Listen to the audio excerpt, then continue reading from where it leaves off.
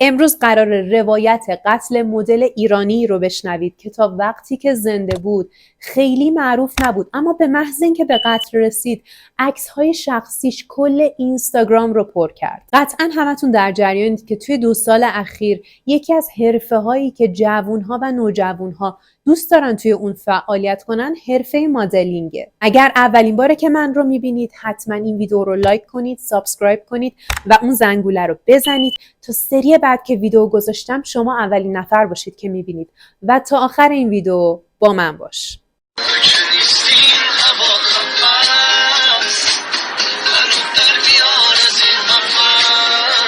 بریم به دوشنبه 26 خرداد سال 99، استان کرمان. ریحانه آمری متولد 1377 یک دختر خودساخته است که روزگار مجبورش کرده با وجود اینکه با خانواده‌اش زندگی میکنه خودش به تنهایی از پس هزینه‌های تحصیلش و زندگیش بر بیاد. ریحانه هم مثل بقیه جوانها و نوجوانها شغل‌های مختلفی رو تجربه کرده بود، مثل کار کردن توی کافی شاپ و این اواخر توی کاشی فروشی هم کار میکرد و از طرفی به عنوان شغل سومش توی حرفه مدلینگ هم فعالیت میکرد. برای اینکه خیالش راحت باشه عکس و فیلماش جایی پخش نمیشه با یک استودیوی عکاسی و یک سالن زیبایی قرارداد بسته بود و همیشه با این گروه کار میکرد. میشه گفت 5 سال پیش حوزه مدلینگ این شکلی نبود توی ایران و هر کسی که توی این حوزه کار میکرد یا در خفا کار میکرد یا استرس اینو داشت که عکس و فیلماش جایی پخش نشه.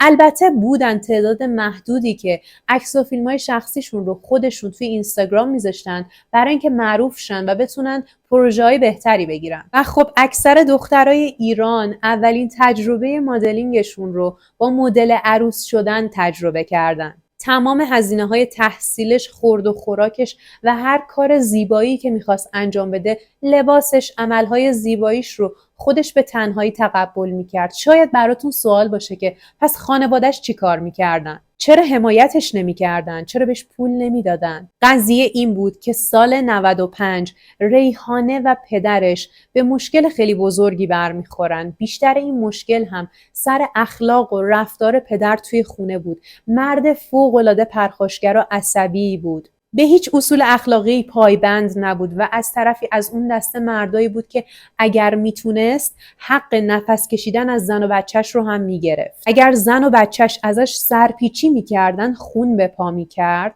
و در واقع یک کنترلگر سمی بود. دوست داشت هر کسی که توی خونش زندگی میکنه به میل و فرمایشات آقا زندگی کنه و اگر این بنده خداها پاشون رو کج میذاشتن قیامت به پا میکرد. یا همه رو میگرفت به باد کتک یا فحاشی میکرد. مشکل این پدر و دختر همیشگی بود، چون ریحانه همیشه به رفتارهای پدرش اعتراض میکرد و زیر بار حرف زور نمیرفت. اصل داستان از اونجای شروع میشه که یه روز پدر ریحانه گوشیش رو به ریحانه میده تا براش یه اپلیکیشنی رو روی گوشیش درست کنه، اما ریحانه از روی کنجکاوی یه سر به گالری گوشی پدرش هم میزنه و با چیزی مواجه میشه که اصلاً انتظارش رو نداشته. یک فیلم 27 دقیقه‌ای از رابطه شیطانی پدرش با یکی از زنهای شوهردار فامیل توی گوشی پدرش بود و ریحانه با دیدن این فیلم شوکه شده بود که این پدری که اجازه نمیده ما اسم دوست پسر رو توی این خونه بیاریم چجوری خودش دست به یه همچین کار وحشتناکی زده و به مادر من که این همه سال با سختی با این مرد زندگی کرده تو این سن خیانت کرده و با افتخار ازش فیلم گرفته و توی گوشیش راحت نگه داشته. نه 5 دقیقه، نه 10 دقیقه، 27 دقیقه فیلم کامل از رابطه نامشروع. ماشاءالله حاجی. ریحانه همون موقع بعد از دیدن این فیلم رو بلافاصله برای خواهر بزرگترش آرزو ارسال میکنه و بهش میگه صداشو در نیار، چیزی به مامان نگو، ناراحت میشه بفهمه، بین خودمون باشه. این مرد که از اینجای پرونده بهش میگم حاجی، دستش به دهنش میرسیده و مردی بوده که مغازه داشته، کارگاه داشته، ولی به زن خودش هم خرجی نمیداده و این زن رو مجبور کرده بوده، انقدر تو فشار گذاشته بوده که این زن با ماشین میرفته کار میکرده تا بتونه هزینه اولیه چیزهایی که خودش دلش میخواد رو مهیا کنه و بتونه بخره، یه زندگی معمولی داشته باشه. 1 سال بعد از کشف این فیلم توسط ریحانه میره به پدرش میگه من برای عمل بینیم نیاز به پول دارم. با شناختی که از حاجی تا اینجای پرونده داشتیم، این آدمی نیستش که بابت این چیزا به کسی پول بده. ریحانه در واقع میخواسته پول قرض کنه، نمیخواسته پول رو بگیره و دیگه هیچ وقت برنگردونه. اما این مرد زیر بار قرض دادن پول به دخترش نمیره و همین باعث میشه یک دعوای بزرگ، یه بحث بزرگ توی خونه شکل بگیره، در حالی که مادر خانواده توی خونه نیست و فقط خواهر بزرگ ریحانه و پدرش توی خونن. این بحث انقدر بالا میگیره که به درگیری فیزیکی میکشه. آرزو خواهر بزرگتر ریحانه شاهد این بحث و درگیری فیزیکی بوده و میره این پدر و دختر رو از هم جدا کنه، چون این پدر با یک میله آهنی، یک لوله آب آهنی افتاده بوده به جون این دختر و تا میخورده اینو میزده و توی این درگیری دست ریحانه دچار شکستگی میشه. اگر آرزو اون روز توی خونه نبود، این مرد قابلیت این رو داشت که این دختر رو همونجا جلو چش خواهرش بکشه. بعد از اینکه آرزو جلوی پدرش رو میگیره، رو میکنه به سمت پدرش و میگه ما از اون فیلم تو خبر داریم، دست از این کارات بردار. حاجی خیلی دست و پاشو گم میکنه، هیچی نمیگه و سکوت میکنه و میله رو میندازه زمین و میره دنبال کارش. وقتی مادر خانواده برمیگرده به خونه، متوجه میشه که آرزو خونهشون بوده و این پدر و دختر ریحانه و حاجی با هم درگیر شدن و دست ریحانه شکسته، آرزو بردتش برای اینکه دستش رو گچ بگیرن.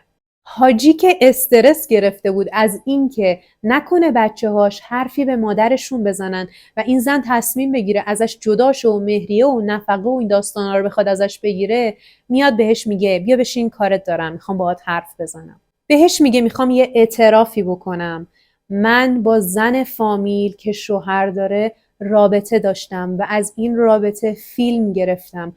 بچه‌ها اون فیلم رو توی گوشی من پیدا کردن و الان بابت اون فیلم دارن از من اخاذی میکنن و میخوان پول ازم بگیرن. مادر خانواده از شنیدن این حرفا توسط شوهرش شوکه نمیشه، چون قبلا هم توی زندگیش احساس کرده بوده زنهای مختلفی توی خونش میرن و میان. خیلی از وسایل خونه، لباسهاش، کفشهاش گم میشده و دیگه پیدا نمیشده. بعضی وقتا هم موی زنای دیگر رو توی رخت خوابش، روی بالشتش یا لباسهای شوهرش پیدا میکرد، اما به خاطر اینکه کانون خانواده از هم نپاچه و توی این سن بهش لیبل مطلقه نچسبه یا به بچه‌هاش نگن بچه‌های طلاق، تحمل میکنه، دم نمیزنه و به روی خودش نمی آورده. چیز جدیدی براش نبوده و انتظارش هم داشته. از این موضوع ناراحت نمیشه و فقط الان از یک چیز ناراحته، اون هم اینه که بچه‌هاش از این قضیه، از این بی‌آبرویی که پدر به بار آورده مطلع شدن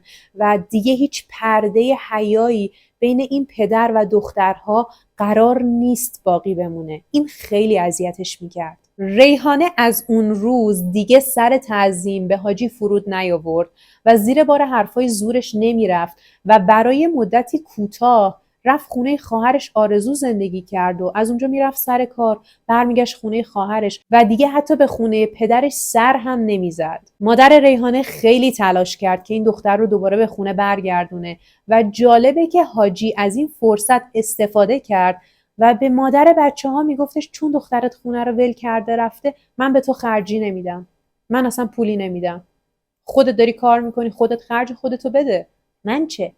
همچنین ریحانه بارها پدرش رو تهدید کرده بوده که اگر من و مادرم رو اذیت کنی، مدارکی که ازت دارم رو میدم دست پلیس تا حالتو حسابی جا بیارن، حواستو جمع کن. حاجی خیلی با خودش فکر میکرد که من چجوری این دختر رو دوباره میتونم سر به راه کنم. واسه خودش داره کار میکنه، پول در میاره، به حرفم گوش نمیده، شب دیر میاد خونه، هر لباسی که دوست داره میپوشه، نه تنها به هم بی احترامی میکنه، ازم آتو هم داره. بهترین راه اینه که شوهرش بدم بره سر خونه زندگیش، از دستش راحت شم. برای همین میره سراغ شاگرد کارگاه خودش که 2-3 سال از ریحانه بزرگتر بوده و همه چیز رو یه جوری میچینه که ریحانه رو بده به شاگرد مغازه خودش. با اصرار و اجبار ریحانه رو با این پسر نامزد میکنه، ولی خب از اونجایی که ریحانه اصلا قصد ازدواج نداشته و اصلا این مرد رو دوست نداشته، بعد از 2 ماه این رابطه رو به هم میزنه. بعد از به هم خوردن این نامزدی، تشنج توی رابطه پدر دختری بیشتر میشه. برای همین شروع میکنه به گیر دادن به رفت و آمدهای دخترش. چرا دیر برگشتی خونه؟ چرا داری زود میری بیرون؟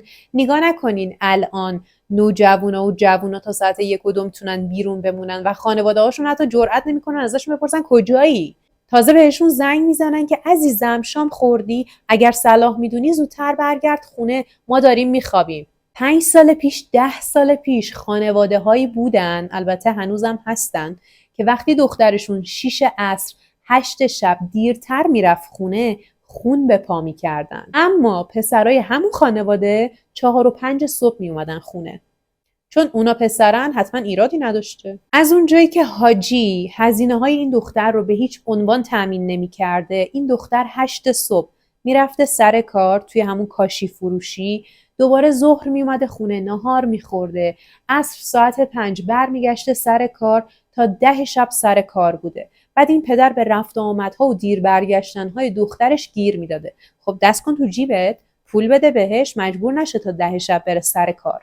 دیگه به جایی رسیده بود که حاجی به اتاقی که در اختیار دخترش قرار داده بود توی اون خونه، که طبیعتاً حقشه، و غذایی که توی اون خونه میخورد هم منت میذاشت، سرکوفت میزد. برای همین ریحانه تصمیم گرفته بود حتی ناهارها برنگرده خونه، شامش هم بیرون بخوره و فقط برای خواب بیاد توی خونه. عملاً دیگه ریحانه فقط شب تا صبح رو توی اون خونه میگذروند و خیلی جالبه که این پدر مادر کلید در خونه رو هم به دخترشون ندادن. یعنی ریحانه وقتی میومد خونه برمیگشت باید زنگ میزد و مادر پدر هر کدوم که بیدار بودن در رو براش باز میکردن، بهش کلید نمیدادن.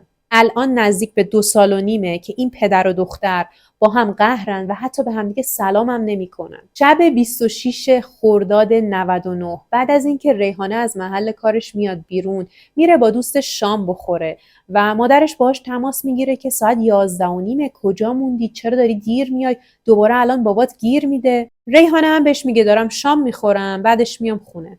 وقتی برمیگرده خونه، بی تفاوت به مادر و پدرش که نشسته بودن توی سالن، میره به سمت اتاق خوابش. مادرش بهش اعتراض میکنه که ساعت از 11 و نیم گذشته، الان وقت خونه اومدنه، چرا باز انقدر دیر اومدی خونه؟ ریحانه میگه انقدر گیر ندید، اعصابم خورده، اصلا به شما ربطی نداره، و بعد میره سمت اتاق خوابش و میخوابه. اگر شما پدر مادر هستید، باید توی همه زمینه‌ها نگران بچه‌هاتون باشید، هم عاطفی هم مالی. نمیشه به این بچه کلید خونه رو ندی یا بگی این دختر حق نداره تو این خونه یه لقمه غذا بخوره به خاطر اینکه میدونی ازت آتو داره. بعد به همه چیزش، از پوششش و رفت و آمدش کار داشته باشی، به جزئی ترین چیزهاش گیر بدی و برات یهویی مهم شه. چرا موقع حمایت عاطفی و مالی برات مهم نیست؟ نگرانش نیستی؟ واقعیتش اینه که نگران آبروشون بودن، به خاطر اینکه این دختر صبح زود میرفته، شب دیر میومده و اگر در و همسایه ببینن دختر این خونه ساعت 11 به بعد تازه میاد توی خونه، چه فکری در موردش میکنن؟ در مورد ما چی فکر میکنن؟ چی میگن؟ وگرنه نگران دخترشون نیستن. مادر ریحانه به حاجی میگه مرد، اگر تو اون کار کثیف رو انجام نداده بودی، الان میتونستی غیرتی نشون بدی و به دخترت بگی اینجوری رفتار نکنه. همین حرف مادر باعث برانگیخته شدن حاجی میشه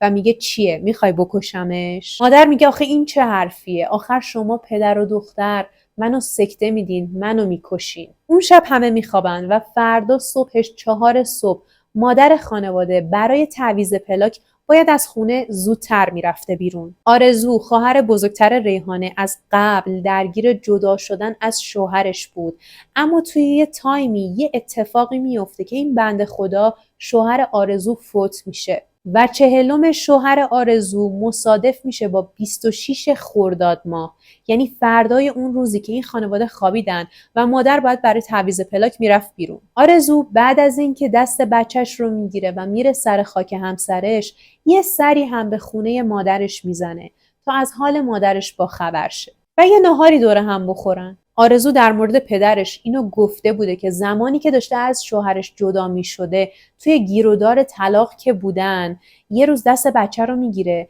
میاد در خونه پدر مادرش، در واقع از خونه میزنه بیرون به بهانه قهر کردن و پناه میاره به خونه پدریش.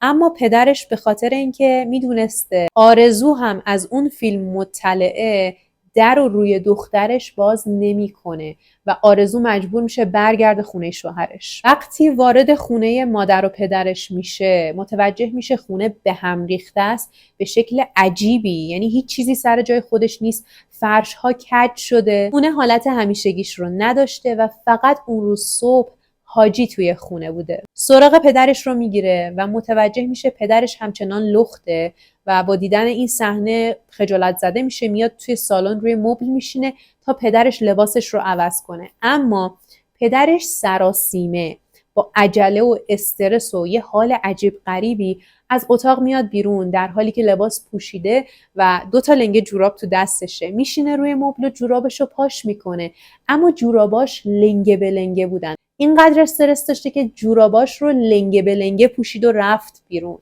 مادر بچه ها که برای تعویض پلاک بیرون بود، پول کم میاره و ساعت 8 صبح با حاجی تماس میگیره و بهش میگه برای من یه مقدار پول جابجا کن، که متوجه میشه این مرد پشت تلفن داره نفس میزنه و پیش خودش میگه خب طبیعیه، قطعا حاجی رفته کارگاه و داره کار میکنه، چیز سنگینی بلند کرده، طبیعیه که نفس بزنه. و بعد از اینکه کارش تموم میشه قطع میکنه. اما بعداً متوجه میشه این نفس زدن برای کار کردن توی کارگاه نبوده و حاجی مشغول یه کار وحشتناکتر بوده. وقتی برمیگرده خونه متوجه میشه آرزو دخترش اومده خونهشون، اما خونه خیلی آشفته است، ولی به روی خودش نمیاره. فکر میکنه شاید بچه ها بازی میکردن و خونه رو یه ذره آشفته کردن و سرسری از این موضوع رد میشه. با حاجی تماس میگیره و بهش میگه برای ناهار از بیرون غذا بگیر. حاجی هم ولخرجی میکنه و 2 پرس غذا از بیرون میگیره تا با نوه و دخترش دور هم ناهار بخورن.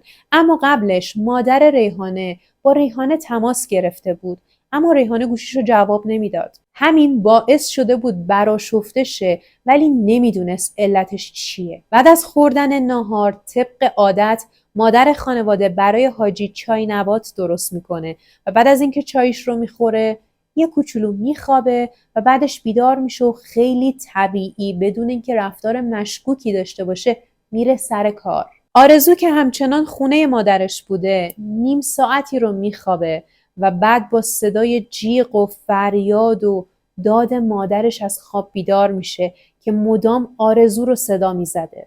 حاجی توی خونه یک پارکینگ داشته که جز خودش که کلید اون پارکینگ رو داشته هیچ کس دیگه‌ای نمیتونسته به اون پارکینگ وارد شه و همیشه درش رو قفل میکرده. اون روز از قضا حاجی یادش میره در پارکینگ رو قفل کنه و بعد بره سر کار. در پارکینگ باز بوده. مادر ریحانه هم از سر کنجکاوی میره یه سر و گوشی آب بده ببینه توی پارکینگ شوهرش چه خبره، چرا همیشه درش قفله. مادر ریحانه با پتوی ریحانه توی پارکینگ که خیس خون بوده مواجه میشه. از طرفی جایی که صندوق ماشین قرار میگرفته زیرش روی زمین پر از خون بوده، اما مشخص بود یه نفر روی این قسمت که خون ریخته خاک ریخته که بتونه این خون رو پنهان کنه.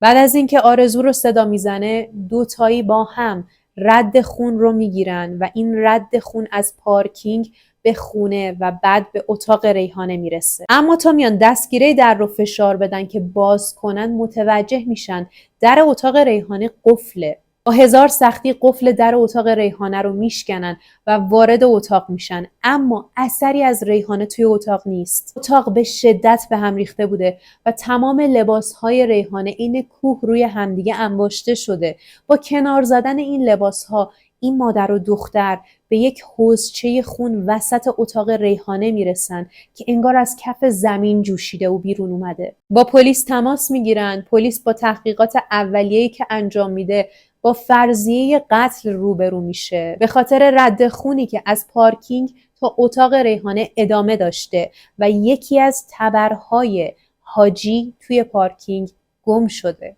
فرضیه قتل با تبر پررنگ میشه. پلیس بلافاصله دستور ردیابی موبایل حاجی رو صادر میکنه و متوجه میشن حاجی توی یکی از بیابونهای اطراف کرمان نزدیک روستای اختیارآباد بوده. این ردیابی برای همون لحظه نیست، برای ساعات گذشته‌ایه که متوجه بشن مظنونشون توی ساعات اخیر کجاها رفته. توی همین حین حاجی از در میاد تو و با دیدن پلیس شوکه میشه، استرس میگیره و تمام مدت سکوت کرده بوده و هراسون بوده از اینکه ای وای دخترم گم شده، کجا رفته. پلیس و مردم دنبال یک سرنخ از ریحانه بودن، در حالی که ماشین حاجی، صندوقش و پلاک عقبش همچنان خونالود بوده. بعد از اینکه پلیس پیگیرش میشه، باهاش صحبت میکنه، حاجی اظهار بی اطلاعی میکنه و بابت رد خونی که روی ماشینش بوده بهانه تراشی میکنه. میگه با یه گوسفند تصادف کردم، زدم گوسفند و کشتم، این خون اونه. آخه گوسفند؟ چرا گوسفند؟ نمونه خون میره برای آزمایش و حاجی دستگیر میشه. توی اظهارات اولیه‌اش و بازجویی اولیه‌اش همچنان داشته اظهار میکرده که من خبر ندارم، بهانه تراشی های بیشتری هم میکنه و مدام از دخترش بد میگفته. شاید فرار کرده چون این دوست پسر داره، دوست پسرش از مغازه من دزدی کرده و چون من فهمیدم دوست پسر دخترم از مغازم دزدی کرده، دخترم ترسیده که لو رفتن و از ترس من فرار کرده رفته. اگر از تو میترسید که شب دیر نمیومد خونه. خلاصه انقدر آسمون و ریسمون میبافه، بالاخره ساعت 11 شب اعتراف میکنه که خودم دخترم رو کشتم. علت اقدام به قتل رو دیر اومدن دخترش به خونه بهانه میکنه و عصبانیت شدیدی که توی اون لحظه داشته. پلیس به بیابونهای اطراف اختیارآباد میره و جنازه این دختر رو که غرق در خون بوده پیدا میکنه. اما پلیس بعد از شنیدن اظهارات مادر و خواهر ریحانه متوجه میشه که این پدر کینه قدیمی نسبت به دختر خودش داشته و ریحانه از موضوعی مطلع شده بوده که جونش رو به خطر مینداخته.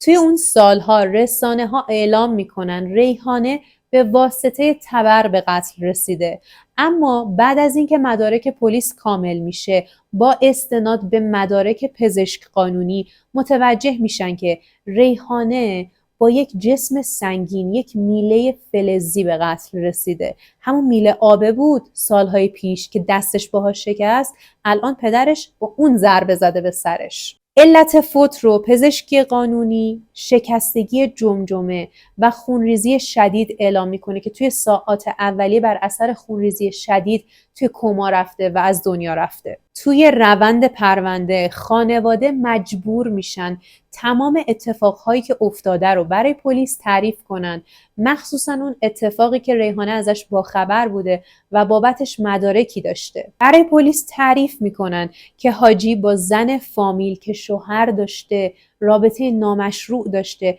و ما یک فیلمی از این رابطه داریم که توی این سالها این پدر به واسطه این فیلم کینه‌توزی کرده. فیلم رو به پلیس ارائه میدن و اون زن فامیل هم دستگیر میشه و بعد از 48 روز به قید وثیقه آزاد میشه. دادگاه رسیدگی به اتهام زنای محسنه تشکیل میشه ولی خب حکم نهایی صادر نمیکنن. آرزو توی مصاحبه‌ای که داشته میگه پدرم رو باید تیکه تیکه کنن، باید قصاص شه تا خون خواهر مظلوم من پایمال نشه. جایگاه پدر فوق‌العاده مهمه، اما متاسفانه همه مردا درک و آگاهی از پدر شدن ندارن و به جای اینکه به بچه‌هاشون به عنوان ثمره زندگی و عشقشون نگاه کنن، به عنوان برده هاشون نگاه میکنن. زمانی میتونی به بچت بگی خطا نکن که خودت خطاکار نباشی یا نقش پدر بودنت رو به خوبی توی زندگیش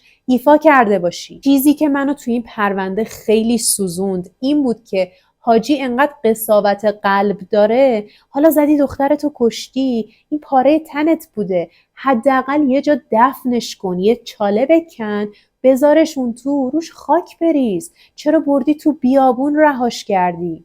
که اگر 1% قاتل پیدا نشد بگن دختر اینا رو بردن کشتن انداختن تو بیابون، پس ببینین باباه حق داشت انقدر به این دختر گیر میداد، حتما دختره یه مشکلی داشته. چرا با این که دخترش رو کشته حاضر بود یه همچین لیبلی هم به اسم دخترش بخوره؟ همین آقا توی بازداشت گفته من از این که دخترم رو کشتم خیلی پشیمونم، یه لحظه عصبانی شدم. متاسفانه طبق قانون پدر یا جد پدری اگر فرزندش رو به قتل برسونه حکم قصاص نمیگیره و باید به ورثه اون فرد دیه پرداخت کنه.